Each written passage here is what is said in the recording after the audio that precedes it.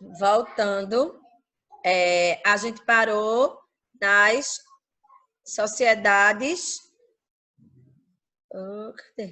nas sociedades não personificadas, né? Gente, quando a gente começou esse assunto, a gente viu que as sociedades, e uma das classificações é das sociedades personificadas e das sociedades não personificadas. Dentre as sociedades não personificadas, a gente encontra dois tipos: a sociedade em comum e a sociedade em conta de participação. Veja, a sociedade em comum, na verdade, ela está prevista em nosso ordenamento jurídico, mas ela não é uma sociedade, você não escolhe ser uma sociedade em comum. Ela é, na verdade, aquela sociedade que está em fase de gestação. Eu decidi abrir a minha famosa, aclamada loja de brownies, né?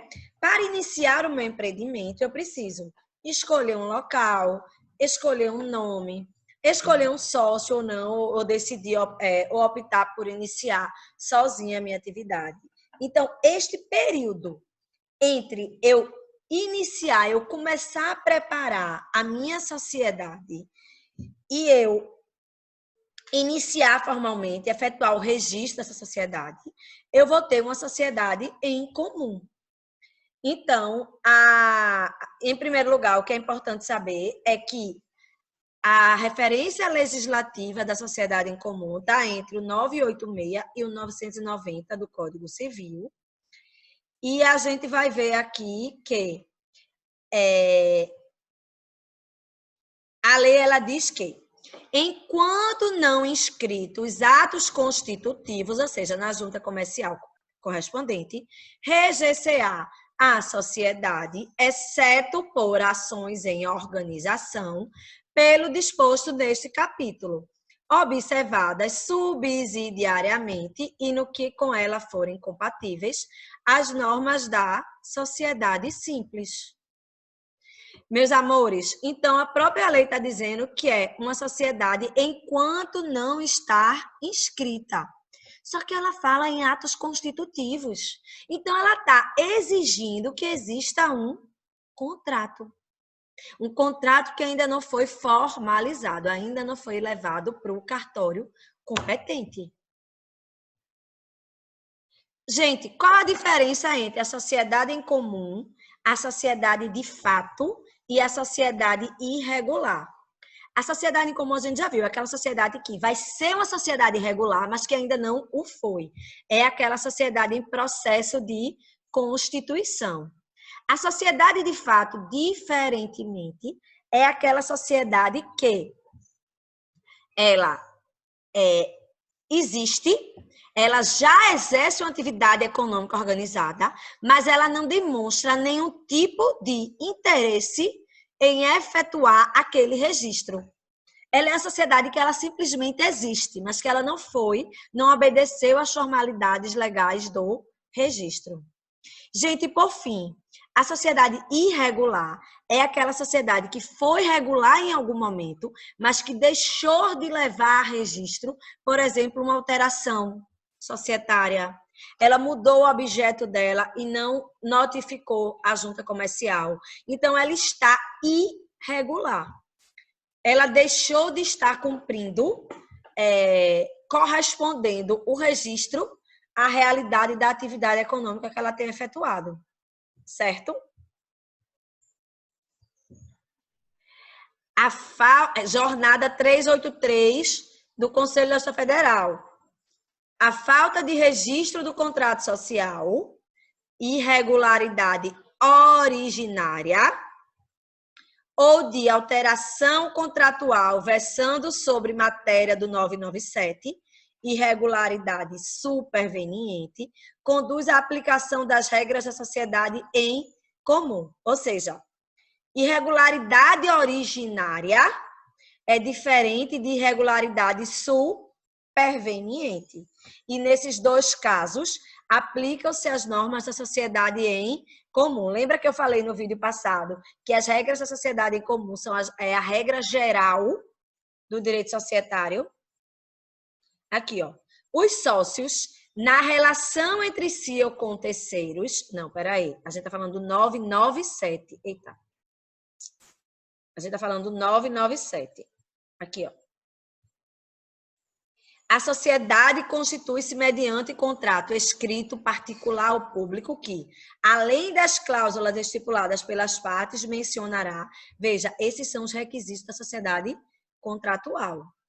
Então, quando ele está falando de irregularidade superveniente, é quando havia o cumprimento a essas regularidades e deixou de haver. Aí a gente vai para o 998. Nos 30 dias subsequentes à sua constituição, a sociedade deverá requerer a inscrição no contrato social do registro civil das pessoas jurídicas do local de sua sede. A gente está falando da ausência da inscrição. Deixou de cumprir este requisito. E aí é a irregularidade originária, a sociedade de fato. E, por fim, o 999, as modificações do contrato social que tenham por objeto matéria indicada no 997, ou seja, é a irregularidade superveniente, é a sociedade irregular. Entendido agora, minha gente?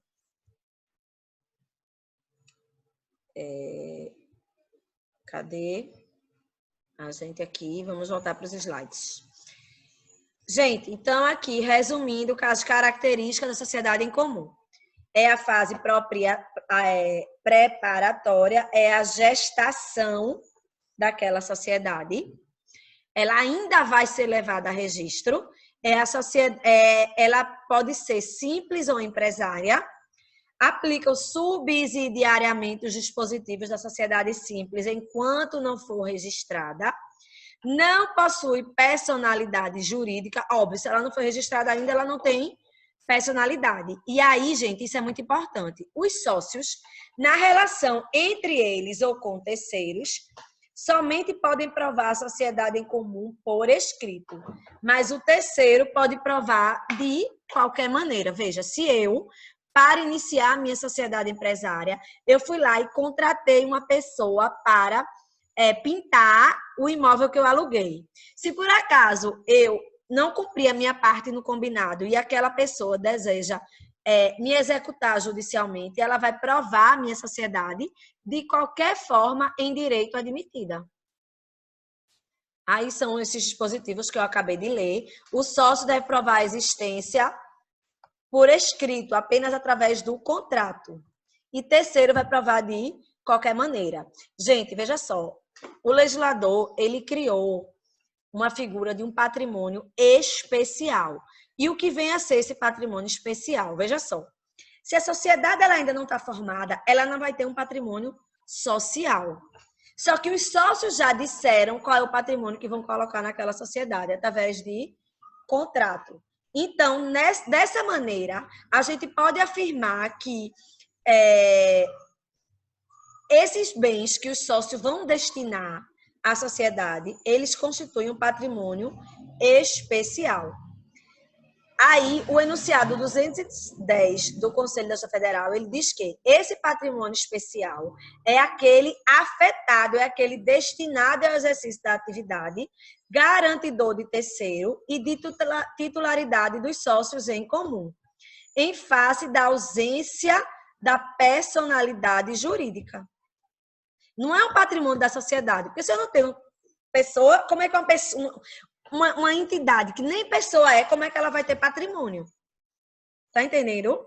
Então, esses bens respondem pelos atos praticados pelos sócios, salvo expressa a limitação, tendo eficácia somente perante terceiros. Entendido, minha gente? Qualquer dúvida, coloca aí.